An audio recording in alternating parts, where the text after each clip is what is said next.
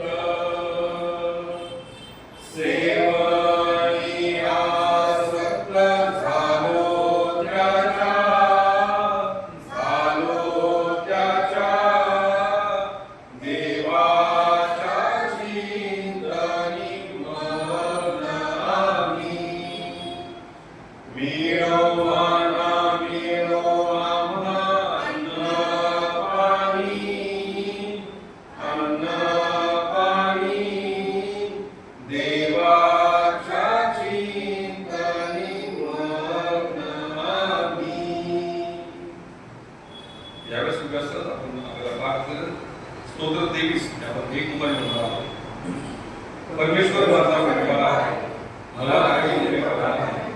तो मला जगात पुन्हा बसवितो, तो मला शांत पाण्याजवळ नेतो, तो माझा जीव ताजा करतो, तो आपल्या नावासाठी मला किंवा कधी चालतो.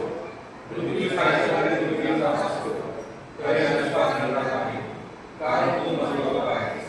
तुझ्या आठी व तुझी काठी मला घेऊन दिला. तू माझ्या तुझ्या एकच नसपडे दाखवतोस. तू माझ्या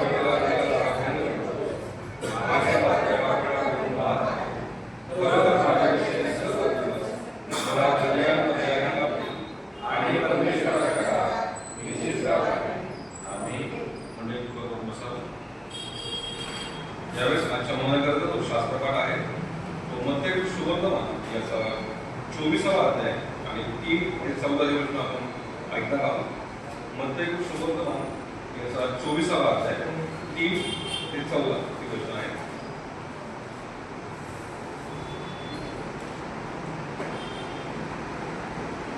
कोण वाचतं? मत्ते सुवर्तमान याचा 24वा अध्याय 3 ते 14।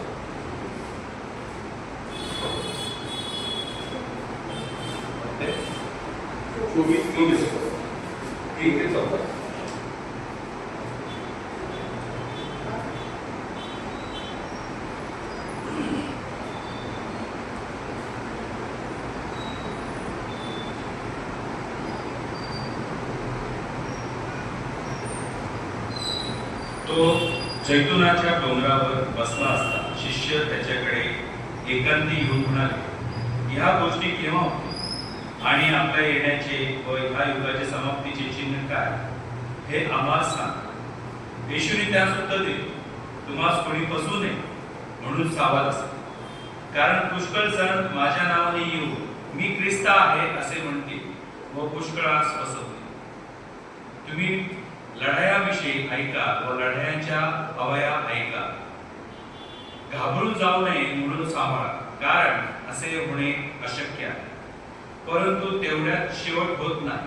कारण राष्ट्रावर राष्ट्र व राज्यांवर राज्य उठेल आणि जागोजागी दुष्काळ व भूमिकंप होते, पण या सर्व गोष्टी वेदनांचा प्रारंभ होतो।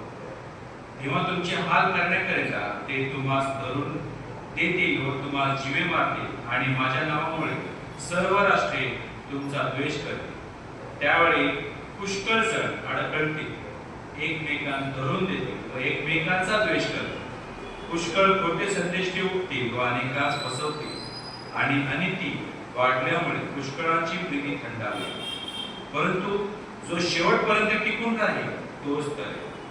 सर्व राष्ट्रांत साक्षीसाठी म्हणून राज्याच्या ही सुवार्ता सर्व जगात गाजविली जाईल, तेव्हा शेवट होईल।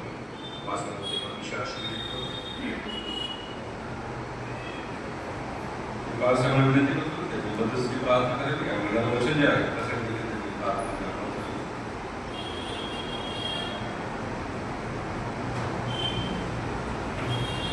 करा।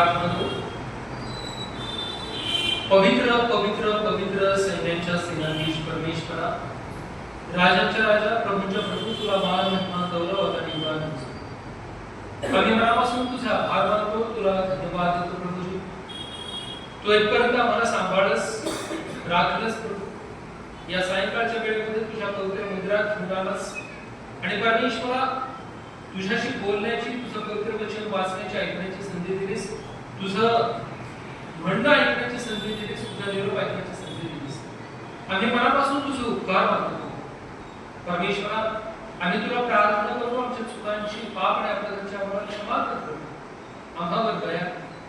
पिता परमेश्वरा, तू क्षमा करणारा देव आहेस खरा, परंतु परमेश्वरा तू अन्याय अपराधांसाठी शासनही करणारा देव आहेस, आणि म्हणून आम्ही नेहमी तुझ्या समोर लीन आणि नम्र राहून तुझ्या आज्ञांमध्ये राहून परमेश्वराने आमचं जीवन जगावं याकरता परमेश्वरा आम्हाला मार्गदर्शन कर। पित्या, या संपूर्ण 40 दिवसांच्या प्रवासामधून आम्ही जात असताना तू आम्हाला सांभाळस राखलस प्रभू।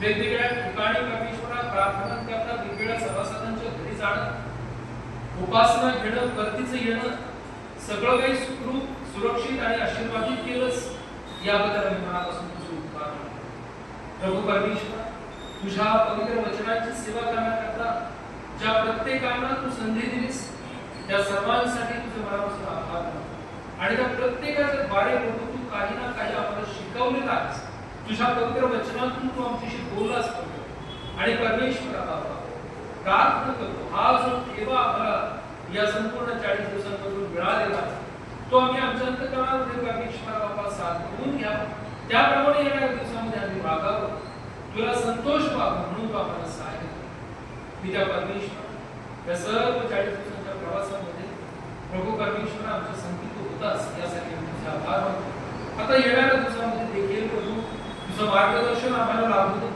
आणि परमेश्वरा बाबा तुझ्या इच्छेप्रमाणे आम्हाला चालता यावं याकरता तू आम्हाला सांग. आज काही उपासनेमध्ये प्रभू परमेश्वरा तू आम्हाला इथं घेऊन आलास.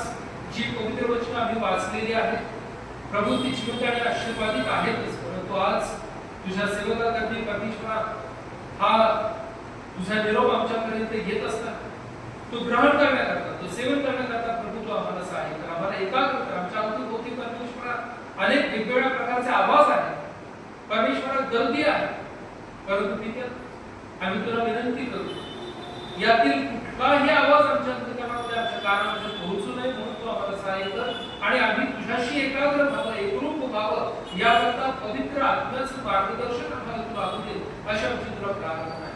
म्हणून मॉरिस यांच्यासाठी आमची प्रार्थना करू. तुझ्या पवित्र वचनातून तुझा निरोप आमच्यापर्यंत देत असताना प्रभू त्यांच्या मुखाला स्पर्श कर. वाणी त्यांची असू दे प्रभू आणि शब्द तुझे असू दे आणि त्याद्वारे प्रभू आमची आध्यात्मिक उन्नती व्हावी असं तू बोल दे.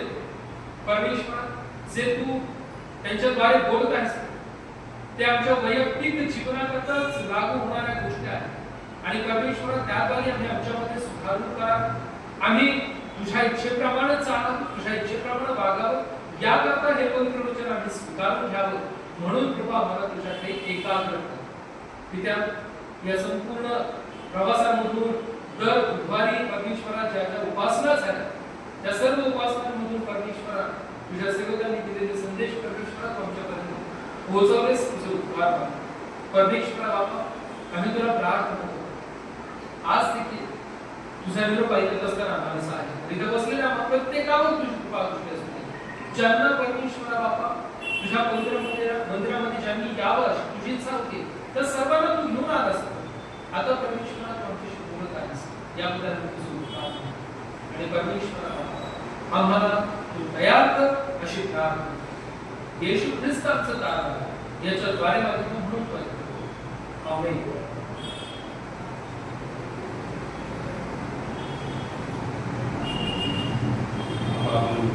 मुंबईमध्ये संदेश जाणार आपल्याला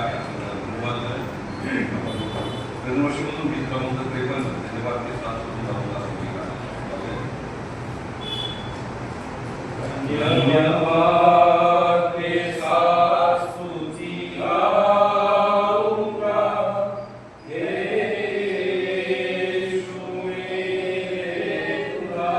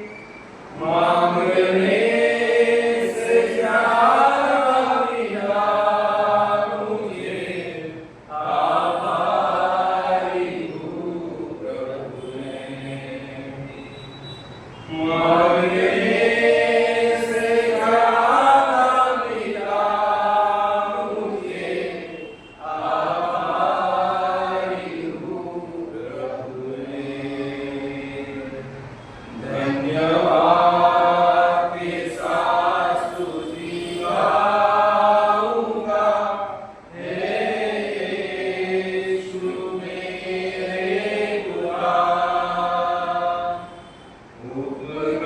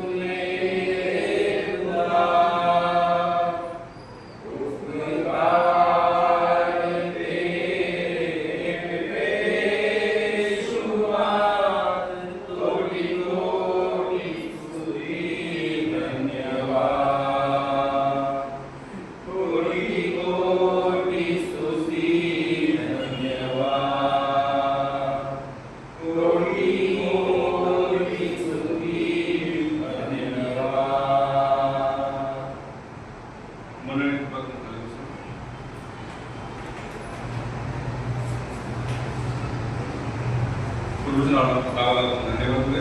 सुंदरचा दिवस आपल्या आयुष्यामध्ये जोडलेला आहे आणि या सुंदर संध्याकाळी त्याच्या मंदिरामध्ये आपल्याला पूर्ण वेळा आहे. धन्यवाद दिले. आजचं जे वचन आहे परमेश्वराने जे दिलेला आहे विषय म्हणजे शेवटचा काळ आपली आत्मी तयारी. जो शास्त्रपाठ आपण वाचलेला आहे म्हणता तो सुवर्तमान 24 अध्याय आणि 13 दिवस आपण वाचलेले आहे. रीडिंग जे आहे मंदिराची भूदान व युगाची समाप्ती ह्याविषयीचे येशूचे भविष्य. या ठिकाणी आपण पाहतो येशूचे भविष्य जे आहे ते आपल्याला जुन्या काळामध्ये पाहायला मिळतं. किंबहुना जर पवित्र शास्त्र आपण पाहतो पवित्र शास्त्रामध्ये 80% भविष्यवाण्या दिलेल्या आहेत आणि त्याची पूर्तता ही खरी ठरलेली आहे. किंबहुना आजही त्या आपण डोळ्यांनी पाहत आहोत आणि कानांनी ऐकत आहोत आणि ते वचन पूर्ण होत आहे.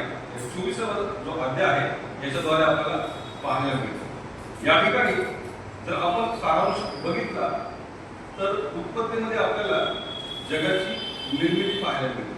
पहिल्या अध्यायामध्ये त्यामध्ये सृष्टीची निर्मिती कशी झालेली आहे. देवाचा आत्मा जो आहे परमेश्वराचा आत्मा जलद पाण्यात काय करत आहे तळपत आहे. त्यानंतर देवाने पृथ्वी चंद्र तारे अंगार पशु पक्षी जे आहेत निर्माण केलेले आहेत. त्याचप्रमाणे बायबलमध्ये आपल्याला नवीन करारामध्ये प्रकटीकरणामध्ये आणि दानियेलच्या पुस्तकामध्ये जे रिलेटेड आहे प्रकटीकरण दानियेलचे हे पुस्तक जे आहे ते रिलेटेड आहे.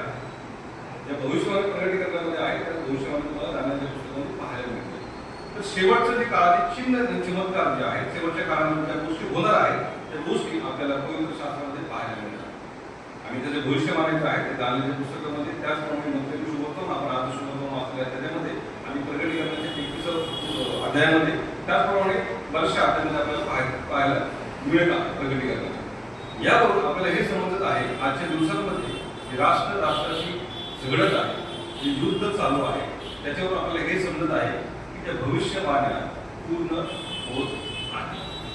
त्या भविष्यवाण्या पूर्ण होत असताना आपण काय म्हणत आहे आज आपण ख्रिस्ती लोक आपण एक ठिकाणी काय सांगत आहे की शेवटचा काळ जवळ आलेला आहे. येशूचं येणं येशूचं आगमन जवळ येत आहे. ज्यावेळेस ते देवदूतांनी मरियेला भविष्यवाणी केलेली आहे की येशूचा जन्म कसा होणार त्यावेळेस भयभीत झाली पण पवित्र आत्म्याद्वारे ते काय झाले गंभीर झाले. देवाने त्याला जिंकलेला आहे. तिने विश्वास ठेवला आणि येशू ख्रिस्ताला जन्म दिला. येशू ख्रिस्ताने 3.5 वर्ष सेवा केलेली आहे. 33 वर्ष प्रवासामध्ये त्यांनी देवाला कधी सोडलेलं नाही हे आपल्याला बायबलमध्ये पाहायला मिळतं.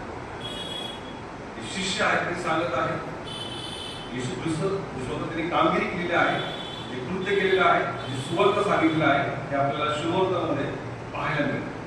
येशूची जी वाटचाल आहे येशूचा जन्म आहे त्याची सेवा आहे त्याचं वधस्तंभावरचं मरण आहे आपल्या पापांसाठी त्याचप्रमाणे त्याला कबरेमध्ये ठेवलेलं आहे 3 दिवसानंतर उठलेला आहे त्याचं पुनरुत्थान जो स्वर्गावर होत पेंटिकोस्ट दिवस हे सर्व आपल्याला बायबलमध्ये पवित्र शास्त्रामध्ये पाहायला मिळतं. तसंच आपल्याला दुसरी बाजू जी आहे शेवटचा काळ हे देखील आपल्याला पाहायला मिळतं. शेवटच्या काळामध्ये काय होणार आहे आपल्या प्रकटीकरणाच्या 21व्या अध्यायामध्ये आपल्याला पाहायला मिळतं. पहिल्या गोष्ट की शेवटचा काळ आल्यानंतर नवीन ज्या गोष्टी नवीन पृथ्वी आहे बरोबर त्या गोष्टी आपल्याला पाहायला मिळतात. त्याकडे मी येणारच आहे पण या सर्व गोष्टी आपल्याला मत्ती शुभवर्तमान 24वा अध्याय यामध्ये आपल्याला पाहायला मिळतं. आपण पाहतो जगामध्ये येशू ख्रिस्त होता त्यांनी काय केलेलं आहे सेवा केलेली आहे. परमेश्वराची वाणी ऐकलेली आहे. देवाकडे त्यांनी प्रार्थना केलेली आहे. देवाने ते सांगितलं की कामगिरी त्यांनी मोठ्या गोष्टीने मोठ्या आश्वासनाने मोठ्या विश्वासाने ती पूर्ण केलेली आहे. तशीच कामगिरी तुम्हाला आणि मला देवाने दिलेली आहे. जाऊन जगात सुवर्णाची घोषणा करा शिष्य करा आणि पिता पुत्र आणि पवित्रात्म्याच्या नावाने बाप्तिस्मा द्या. जोपर्यंत प्रत्येक गुडघा टेकला जात नाही जोपर्यंत जेव्हा येशू ख्रिस्त हा देव आहे कबूल करत नाही तोपर्यंत देवाचं आगमन नाही. जरी आपण पाहतो युद्ध होत आहे माणसं माणसांची भांडत आहे प्रीती थंडावलेली आहे बरोबर युद्ध होत आहे जी सामाजिक परिस्थिती बघत आहे आपण आज ही पैशाची टंचाई आपण बोलत आहे, हे सर्व गोष्टी बायबलमध्ये दिलेल्या आहेत. पण हा शेवटचा काळ ही फक्त चिन्ह आहे, ते आपण ओळखली पाहिजे. आणि हे चिन्ह कशासाठी आहे? तुमची आणि माझी शारीरिक नाही तर आत्मिक तयारी होण्यासाठी हे चिन्ह आणि चमत्कार आपल्याला परमेश्वराने आणि तो येशू ख्रिस्त या बायबलद्वारे पवित्र आत्म्याने आपल्याला सांगितलेली आहे. ती ओळखणं आपलं काम आहे. जर आपण देवाकडे जाण्यासाठी आपण काय परिश्रम केले पाहिजे? आपली आत्मिक तयारी केली पाहिजे. एखादं आपण उदाहरण बघितलं, एखाद्या विद्यार्थ्याला जर पास व्हायचं असेल तर काय करतो? वर्षभर परिश्रम करतो, चांगल्या मार्गाने पास व्हायचं असेल. जर पास व्हायचं असेल तर काय करतो? एक्झामच्या वेळेस थोडंसं 8 दिवसावर अभ्यास करतो. पण त्याला नापास व्हायचं तो काय करतो? काही नाही केलं तरी नापास होतो. आणि चुकून जर पास झाला तर काय होतं? तो आनंद त्याच्या घरच्याला वाटतो, कसं काय पास झाला? स्वतः आवेळेला बघत असतात की मी कसं काय पास झालो. पण या ठिकाणी जर आणि तर या गोष्टी नाही. आत्म्यामध्ये जर आपल्याला वाढायचं असेल तर होय किंवा नाही याच गोष्टी आहेत. जर आत्म्यामध्ये वाढतो तर स्वर्गाचे राज्य आपल्यासाठी आहे. तर आत्म्यामध्ये आपण वाढत नाही तर नरक आपल्यासाठी ठेवलेला आहे. मला वाटेल आपल्यासाठी म्हणजे असं दादा किंवा महेश असं का सांगत आहे? कारण मी सांगत नाही, पवित्र शास्त्र आपल्याला सांगत आहे. नरक का ठेवलेला आहे? जर आपण देवाच्या आज्ञा पाळत नाही तर नरक जो आहे, अग्नी जी आहे ती आपल्यासाठी ठेवलेली आहे. आपल्या पवित्र शास्त्रानुसार त्याच्या आज्ञेनुसार चालणं हा गरजेचं आहे. या ठिकाणी आपण पाहतो की सृष्टीची निर्मिती परमेश्वराने केलेली आहे. आज बरेचसे लोक असे आहेत की निसर्गप्रेमी आहेत. त्यांना फिरायला आवडतं, वेगवेगळे पक्षी पाहायला आवडतात, निसर्ग पाहायला आवडतो, फोटो पाहायला आवडतात. देवाने जग हे फार सुंदर बनवलं आहे. त्यातल्या वस्तू देखील देवाने काय केलेलं आहे? सुंदर बनवलं आहे. पण सैतानाने काय केलेलं आहे? ते बिघडवलेलं आहे. सैतानाने माणसाला देखील त्या गोष्टी काय केलेल्या आहेत? निसर्ग बिघडवलेला आहे. तरी देखील देव तुम्हाला आणि मला काय करत आहे? चान्स देत आहे. परमेश्वराने सर्व जी सृष्टी निर्माण केलेली आहे त्याच्या गौरवासाठी निर्माण केलेली आहे. तर सैतान काय करत आहे? त्याची वाट लावत आहे.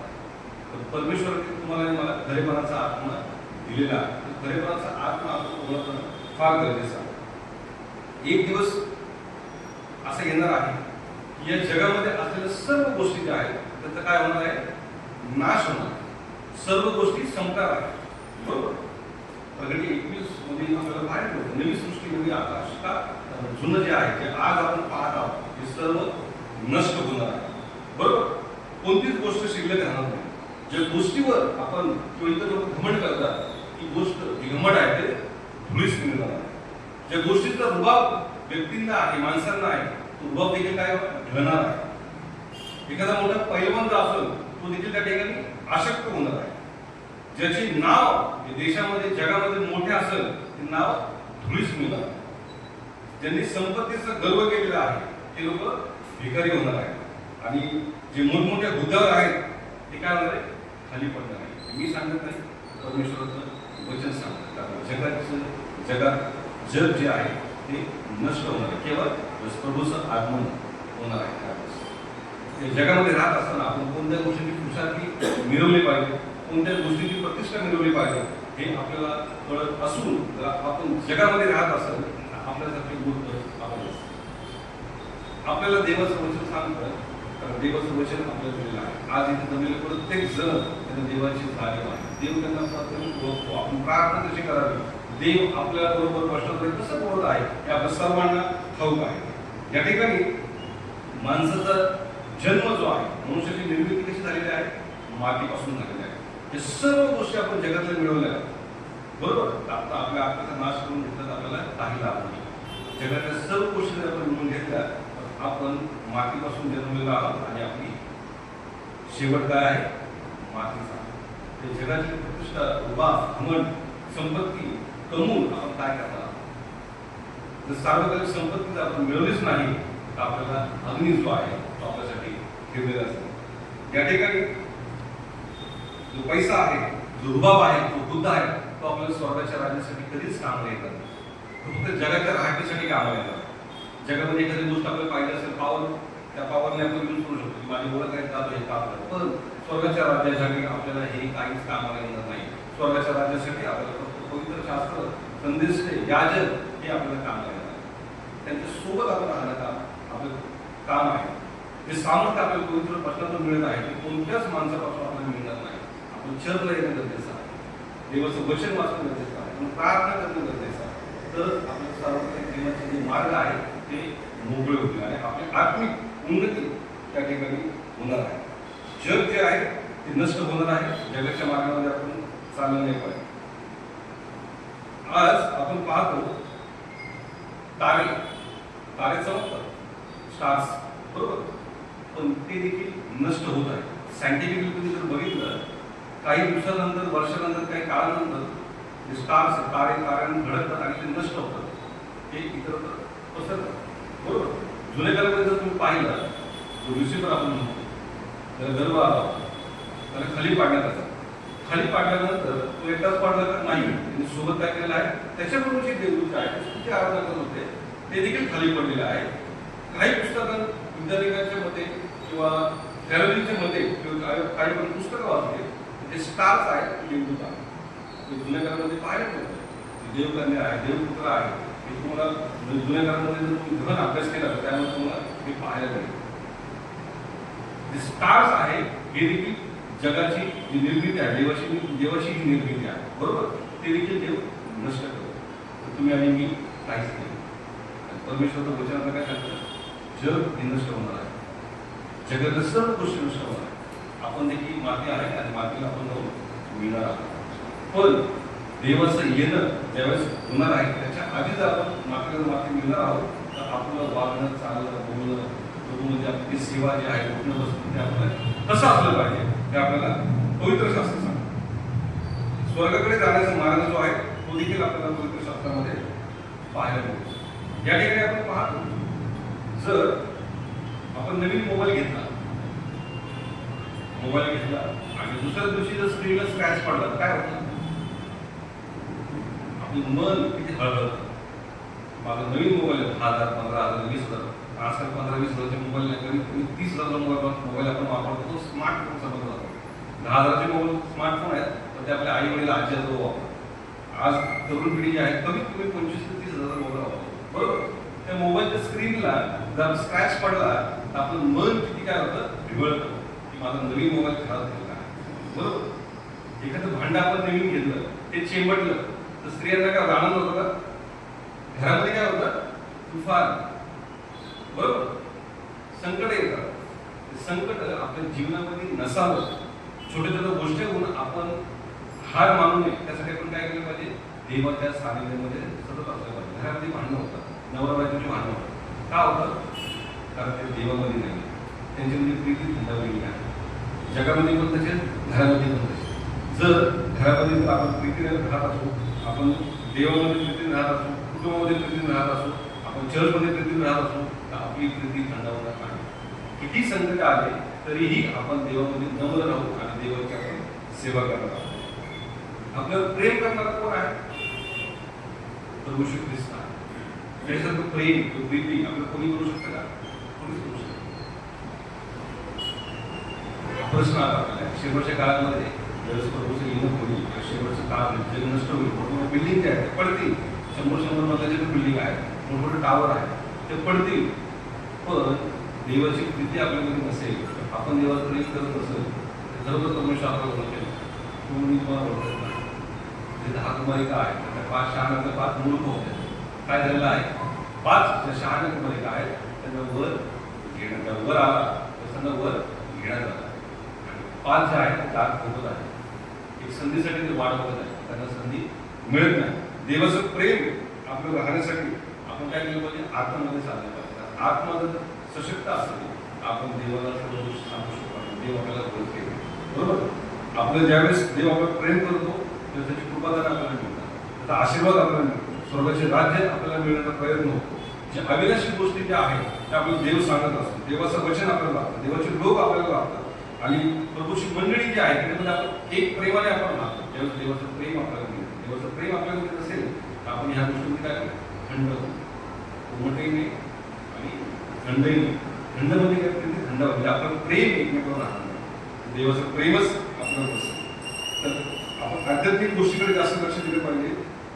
जग जे आहे त्याचा नाश होत आहे. शेवटचा काळ जो आहे त्याची पूर्तता सुरू झालेली आहे. शेवटच्या काळाची विषय 53 मध्ये आपल्याला पाहायला मिळतं, येशू ख्रिस्ताने त्या सभास्थानामध्ये काय केलेलं आहे. विषय 53 हा ग्रंथ वाचलेला आहे. त्यावेळेस बायबल होतं का नव्हतं अशा बऱ्याच लोकांचे म्हणणं होतं. तर बायबल होतं, मोशेचे ग्रंथ होतं, संदेशाचे पुस्तक होतं. हे शेवटच्या दिवसांमध्ये वचनाचा दुष्काळ पडला आहे. आज आपण जर बघितलं, आपल्या हातामध्ये मोबाईल आहे, मोबाईलमध्ये ॲप आहे, बरोबर, बायबलचं ॲप आहे, गाण्याचं पुस्तक आहे. आज आपण म्हणतो की सहज मी मोबाईल बायबल जे आहे मोबाईलमध्ये ओपन करू शकतो. पण मोबाईल कोणी तयार केला आहे? मनुष्याने तयार केला आहे. की बायबलची प्रिंटिंग, लिखाण हे माणसाने जरी केलं असेल तरी हे पवित्र आत्म्यामध्ये झालेलं आहे. पण हे वचन आपल्या अंतःकरणामध्ये नसेल तर काय होईल? शेवटच्या काळामध्ये ही परीक्षा होणार आहे. त्या परीक्षेला आपण तरी जसे येशूची परीक्षा झाली 40 दिवसांनी, बरोबर, आठवड्यातरी सैतानाने परीक्षा घेतली. पण येशू ख्रिस्तांनी त्या सैतानाला उत्तर कशातून दिले? वचनातून दिले. कारण की सैतानाला वचन पाठ आहे, तसं आपल्याला वचन पाठ पाहिजे.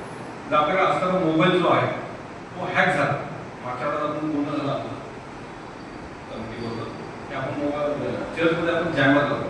आणि बरेच जण मोबाईल स्क्रोल करत असतात. आपण जॅमर लावतो तर म्हणतात ते बायबल तुम्हाला ओपन होणार नाही, तरी त्याला इंटरनेटमध्ये लागतं, कारण पुस्तकं देखील ओपन होणार नाही. काहीतरी आपण पर्याय शोधले त्याला. असं जर आपल्या मोबाईल जर हॅक झाले, जॅम झाले, तर आपण इंटरनेट शोधतो देवाचं वचन. त्याच्याकडे एक वर्ष की देवाचं वचन शोधतो. आपल्याला ते माहितीच नसतं, कारण आपण वाचन करतो. परमेश्वराचं वचन आपण वाचलं तर आपलं जे कारण आहे ते नक्कीच आपल्याला स्वर्गाच्या राज्यामध्ये घेऊन जाणार आहे, बरोबर. या ठिकाणी मी जो विषय आहे त्याला सुरुवात करतो. हा थोडासा मी प्रस्ताव थोडक्यात सांगितलं, थोडक्यात मी तो संदेश आहे सांगण्याचा प्रयत्न करतो. शेवटचा काळ व आपली आत्मिक तयारी. स्तोत्र 34 आपल्याला काय सांगतं? परमेश्वर किती चांगला आहे याचा अनुभव घेऊन पहा. आज कुणी कुठे अनुभव घेतला? आज प्रत्येकाने अनुभव घेतला. का? आपल्या शरीरामध्ये श्वास, आपल्या नाकामध्ये जो श्वास आहे, बरोबर, दररोज आपण काय म्हटलं पाहिजे? परमेश्वर किती चांगला आहे याचा अनुभव घेऊन मी पाहिलेला आणि तुम्ही देखील घेऊन पहा, बरोबर. योहान काय सांगत आहे आपल्याला? पश्चाताप करा, कारण स्वर्गाचे राज्य जवळ आलेलं आहे, बरोबर. आज आपल्याला या शेवटच्या काळामध्ये चिन्ह आणि चमत्कार दिसतात. आज आपण देवाच्या जवळ किती गेले पाहिजे, बरोबर. येशू ख्रिस्ताने किंवा त्याच्या शिष्यांनी आपल्याला सांगितलं नाही पश्चाताप करा, जसे स्वर्गाच्या राज्य जवळ आले. म्हणजे मार्ग आपल्याला दाखवला आहे, त्या मार्गामध्ये आपल्याला राहायचं आहे, बरोबर. मध्ये 24:3-14 मध्ये आपल्याला पाहायला मिळतं की शेवटचा काळ जो आहे त्याची वास्तविकता आपल्याला या ठिकाणी पाहायला मिळतात. आपण त्याचप्रमाणे दुसरं तिमोथी 3रा अध्याय आणि 1 ते 5 ही गोष्ट आपण पाहिलं. पान क्रमांक 296. दुसरं तिमोथी 3रा अध्याय 1 ते 5 पान क्रमांक 296 मध्ये वाचावं. 5 मध्ये घेतो. शेवटच्या काळाची जी वास्तविकता आहे ती आपल्याला या ठिकाणी पाहायला मिळते. दुसरं तिमोथी 3रा अध्याय 1 ते 5 पान क्रमांक 296 BS आहे बायबल स्टडी ऑफ इंडिया.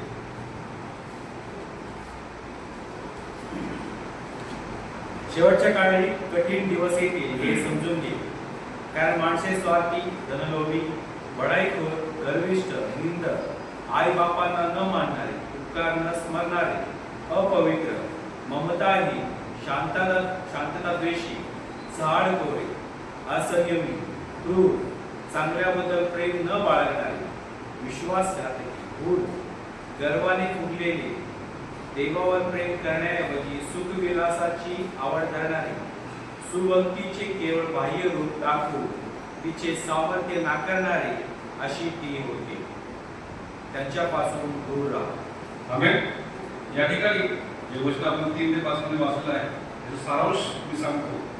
जगात संकटे वाढतील. आज जगामध्ये संकट वाढत आहे की नाही? आज माणूस माणसाला ओळखायला मिळेल, माणुसकी राहिली नाही. त्याचप्रमाणे लोक देवापासून दूर जाते, हे देखील आपल्याला आज पाहायला मिळत आहे. आज आपले भाऊबंधू ख्रिस्ती लोक वेळेवर चर्चला येतात का? नाही. ज्या दिवशी चर्च आहे त्या दिवशी चर्चला येतात का? नाही. प्रार्थनेत सहभागी होतात का? नाही.